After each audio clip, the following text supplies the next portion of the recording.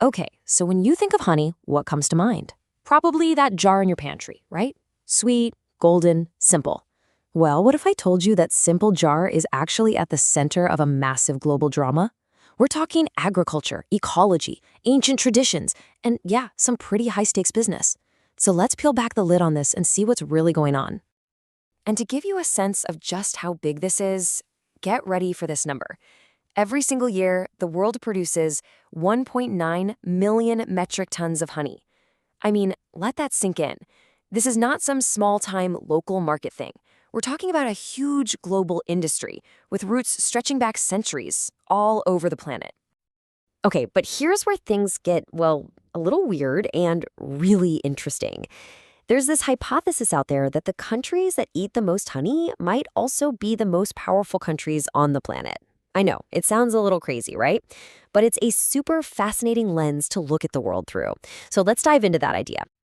All right, so to really get a grip on this whole honey universe, we're going to go on a little tour. We're going to look at a few key countries, but think of them less like places on a map and more like characters in a play. Each one has its own unique personality and a really specific role to play in this story. First up, we have to talk about the absolute giant in the room. I mean, the super producer, and that's China. When it comes to honey, China isn't just a player, they are the player, by a long, long shot. Just take a look at these numbers. China's massive beekeeping operations, what we call apiculture, they produce about a quarter of all the honey on Earth. That's insane. Think about it. 1 out of every 4 jars of honey you could find anywhere in the world, it got its start in China. But here's the thing. It's not just about the honey you put in your tea. Oh no. China's industry is way more diverse. They basically have a monopoly on royal jelly, controlling over 90% of the entire world's trade. And then you've got other stuff like propolis, which is a huge deal in traditional Chinese medicine, and, a lot of modern wellness trends too. Okay, so that's the superpower. Now let's pivot to a totally different kind of player. Our next character, if you will, is Turkey. And with Turkey, it's not about being the biggest, not at all.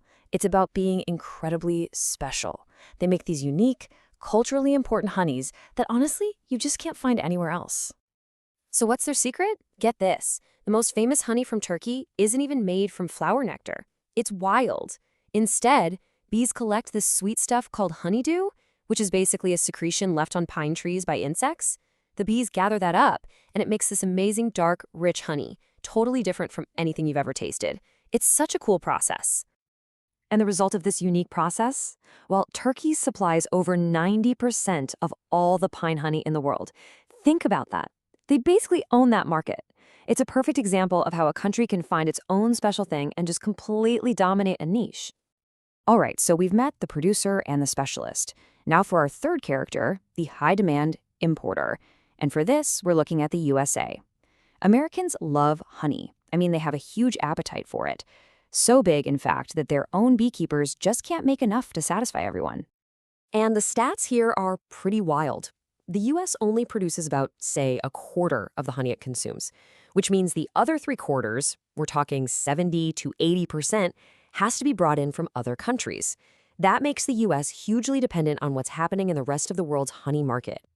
But what's really interesting is that this massive wave of imported honey has kind of created its own backlash, a sort of counterculture. You've got more and more people in the US who are now looking for the good stuff, local, artisanal honeys. They want to know the story. They want unique flavors from specific flowers like tupelo, sourwood, or orange blossom. So, okay, we've got our big producer, our niche specialist, and our massive consumer. 3 very different stories, right? But here's the thing, they're all connected. They're all facing the same global challenges. Challenges that are putting the entire industry, yeah, I'm gonna say it, in a very sticky situation. And that brings us to a really important question, one that you should probably be asking yourself next time you're at the grocery store. Is that honey in your bottle actually honey? Because this is the ugly secret of the honey world, honey fraud. See, real honey is amazing.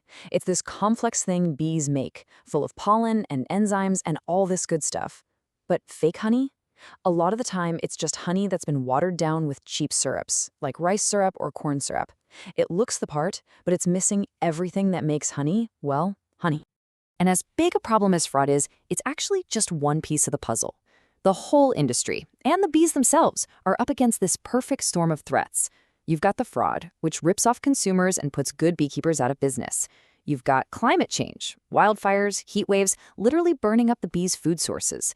You've got nasty pests like the Varroa mite that can kill an entire hive.